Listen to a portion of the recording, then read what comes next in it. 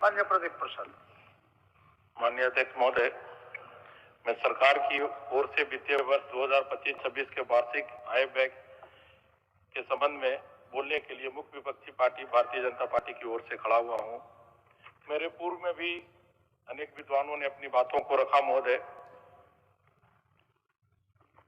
जो जेएमएम का घोषणा पत्र था महोदय, हर पंचायत में 10 झारखंडी युवक युवतियों को पंचायती राज योजनाओं से जोड़ते हुए पंचायत स्तर पर नियमित आय व्यय के साथ रोजगार देने का वादा हुआ था। उसका क्या हुआ महोदय?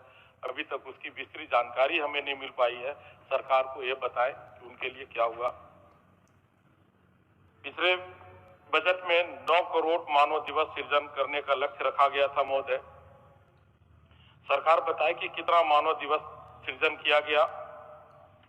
वार्ड सदस्य, मुखिया, पंचायत समिति सदस्य एवं जिला परिषद सदस्यों को अपने अपने क्षेत्रों में विकास कार्यों कराने हेतु अलग अलग राशि की व्यवस्था होगी। कितनी राशि की व्यवस्था की गई महोदय, उसे भी बताने की कृपया की जाए। कुछ इसी तरह की वादा कांग्रेस पार्टी के द्वारा भी किया गया था। ग्रामीण क्षेत्रों के में वेयर हाउसिंग, कोल्ड स्टोरेज के निर्माण में निवेश करने वाले किसानों को सब्सिडी प्रदान करेंगे।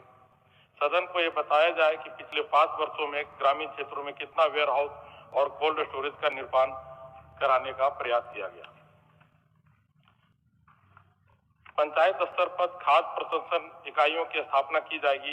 कृषि प्रशिक्षण प्रशिक्षण केंद्रों को जोड़ेगी। कितनी इकाइयों की स्थापना हुई और कहां हुई, इसको भी बताने की जरूरत थी। इसी तरह बहुत सारी योजनाएं हैं जो सिर्फ घोषणा पत्र में ही रह गया, जिसका कोई क्रियान्वयन नहीं किया गया। अगर घोटालों की बात की जाए ग्रामीण कार्य विभाग में, तो बहुत लंबी लिस्ट है महोदय।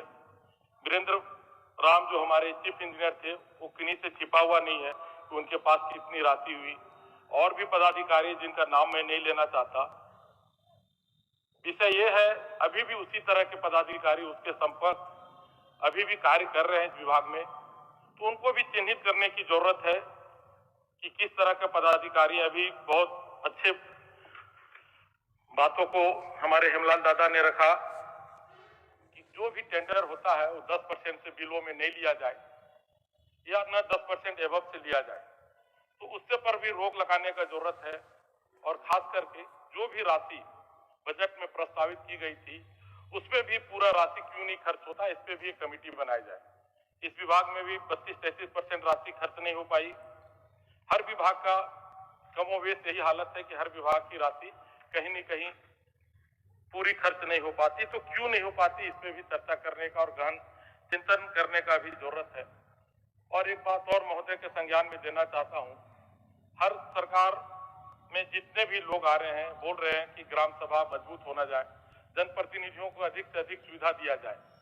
तो आज भी हम जिला परिषद अध्यक्ष का वेतन मात्र 12,000 रुपया देते हैं, मुखिया का 2500 रुपया देते हैं, उप मुखिया का 1200 रुपया देते हैं और प्रमुख का वेतन हम 5,000 रुपया देते हैं और उप प्रमुख का 4,000 देते हैं।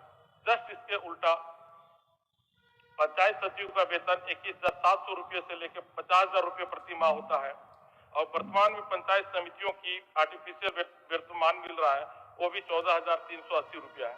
तो कहीं ना कहीं एक गंभीर समस्या है, इसको भी देखने का जरूरत है।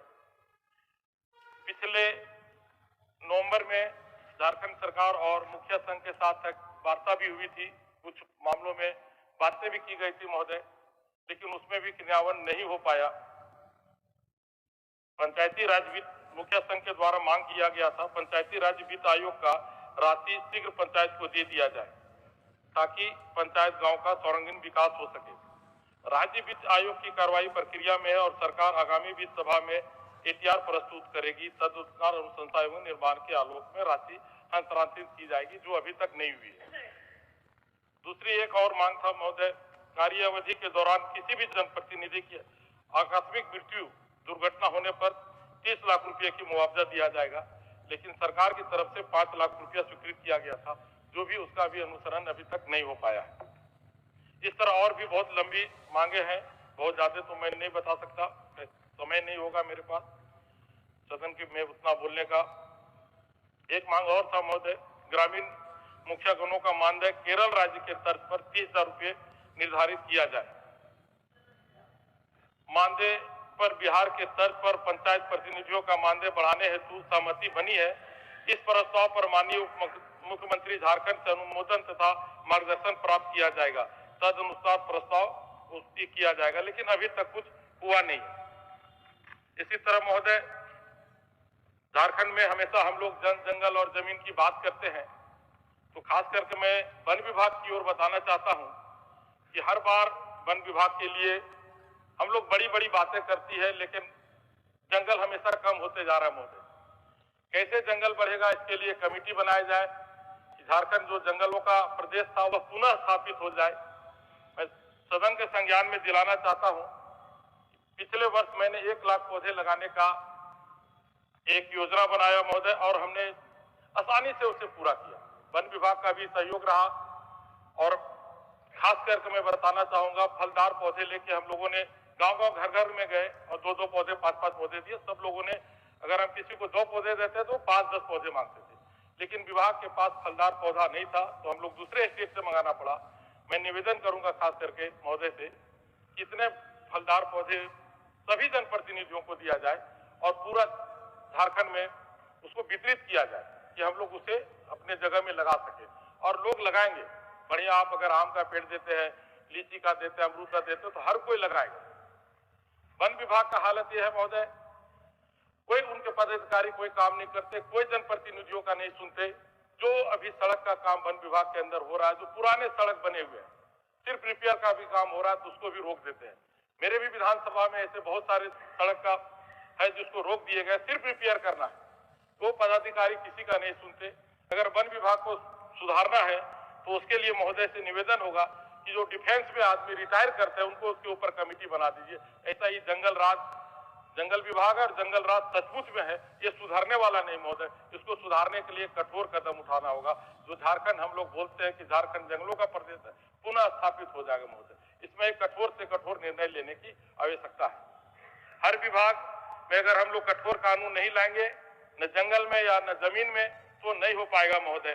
फंड का अभाव है, बार बार मुद्दा आता है। 1,36,000 करोड़ का बकाया है। इतना बड़ा रुपया बकाया रहेगा महोदय, तो हम लोग सारे विधायक पैदल यहाँ से दिल्ली जाएंगे कि कहाँ बकाया है, पद यात्रा करेंगे और वो रुपया को लेके जाएंगे। विपक्ष का भी साथ होगा, ऐसा नहीं कि विपक्ष का साथ नहीं होगा, लेकिन तथ्यों को सही रखना चाहिए महोदय। मैंने अपनी जो जानकारी जुटाई महोदय, झारखंड सरकार सुप्रीम कोर्ट गई और सुप्रीम कोर्ट में मामला ट्रिब्यूनल में फंसा हुआ। तो ट्रिब्यूनल में हम लोग कहाँ अटके हुए हैं, कैसे हम लोग का मामला वहां उठेगा, कैसे हम लोग बढ़िया वकील कर पाएंगे, कैसे वहां से हमारा पैसा आएगा। और ये जो पैसा है महोदय, मैं बताना चाहूंगा, सीबीआई एक्ट के अनुसार फंसा हुआ। ये CBI act coal bearing act होता है महोदय, और ये कॉल बेरिंग एक्ट सभी जगह लागू है। झारखंड में लागू है, उड़ीसा में, बंगाल में, छत्तीसगढ़ में, हर स्टेट में, और हर स्टेट का पैसा है। बिहार के समय से ही फंसा हुआ है। क्यों फंसा हुआ है, गहन चिंतन करके हम लोग ट्रिब्यूनल में कैसे अपना मामला को रखें। मामला सब जुडिस है, और हम चिल्लाते रहेंगे कि मेरा 1,36,000 करोड़ दो, मेरा 1,36,000 करोड़ दो, तो मिलने वाला नहीं है। जब तक न्यायालय में मामला है तब तक ये पैसा नहीं मिलेगा। न्यायालय में कैसे हम लोग जीतेंगे, कैसे ये पैसा झारखंड के लोगों को मिलेगा, इसके लिए सोचने का जरूरत है। बार बार लोगों को गुमराह करने की जरूरत नहीं है। अगर सच में कहीं है तो इसके लिए कमेटी बना के इसके लिए किया जाए महोदय। मैं अंत में एक बात और कहना चाहूंगा महोदय, अभी जमीन का भी मामला बार बार आता है। जो नियम चला रहा है जमीन का, क्या हम लोग इसी तरह सत्र पर सत्र खत्म हो जाएगा, वो बीमारी सुधरेगा क्या महोदय? ये बीमारी नहीं सुधरेगा। इसको सुधारने के लिए एक टीम बनाया जाए, एक कमेटी बनाया जाए, एक कठोर कानून बनाया जाए। अगर पूर्व में 2013 से पहले सीसीएल जमीन लेती थी महोदय, या कोई भी योजना के साथ लिया जाता था, तो उसमें जो नियम था उसमें पेमेंट मिलता था। झारखंड सरकार का पूरा सुप्रीम कोर्ट का आदेश है कि किसी का भी जमीन अगर एडवर्स पोजीशन में तो उसको भी पेमेंट मिलता था। तो क्या हो गया, कौन सा ऐसा सचिव था जिसके आदेश के चलते हम झारखंडियों का विकास शुरू किया? मैं नाम नहीं लेना चाहता, एक कोई सचिव के गलती के चलते आज हम लोग फंस गए। अगर गलती हो गई है तो उसको कैसे सुधारा जाए? ये काम असंभव नहीं है महोदय, ये काम सुधारा जा सकता है। क्यों नहीं सुधरेगा? क्यों नहीं झारखंड का नियम कानून सुधरेगा? इसे सुधारने की जरूरत है, और हम लोग नहीं चिल्लाए, सत्ता पक्ष और विपक्ष एक होकर सुधारे। और हम लोग सुधार के इस कानून को लाएं, चाहे हमारा झारखंड में जो विकास का काम है, जो भी इन्वेस्टमेंट के लिए लोग आते हैं यहाँ कानून के चक्कर में चले जाते हैं। जो भी इन्वेस्टमेंट के लिए हम लोग बाहर में दौड़े, बैठक करें, कुछ न कुछ अगर नियम कानून हम लोग का गलत होगा तो धरातल पर नहीं उतर पाता महोदय। आज हम लोगों को कंपटीशन करना है छत्तीसगढ़ से, कंपटीशन करना है उड़ीसा से कि कैसे वो रोज राज्य से हम आगे बढ़े। जब झारखंड बन रहा था महोदय तो हम लोग बहुत खुश थे, छोटे थे उस समय 25 साल पहले कि ये हमारा जापान बन जाएगा, कोई बोलता था कुछ बन जाएगा, और आज हम लोग कहाँ चले गए। बिहार हमसे आगे जा रहा है, झारखंड के लोग हम लोग पीछे हो रहे हैं। कब हम लोग आगे आएंगे? क्यों नहीं हम लोग एक साथ मिलकर काम करें? जिस तरह हम लोग फोटो सेशन में फोटो खिंचा रहे थे, मेरे मन में एक ही बात आया था, अगर इसी मन भावना के साथ हम लोग अगर काम करें तो निश्चित तौर पे झारखंड आगे बढ़ेगा। अब कैसे आगे बढ़ेगा उस पर काम करने की जरूरत है महोदय। हम लोग सिर्फ बेमतलब का समय सदन का न बर्बाद करें। काफी रुपया खर्चा होता है और लोगों बेरोजगार युवक युवतियों का टकटकई भरे नगरों से देख रहे हैं कि हमारे नेता क्या कर रहे हैं, और हम लोग कुछ नहीं कर रहे हैं महोदय। कुछ करना चाहते हैं, ऐसा माहौल बनाए, कुछ करे कि झारखंड आगे हो जाए। बस इतनी ही बातों को करके मैं अपनी बातों को समाप्त करता हूँ। धन्यवाद महोदय।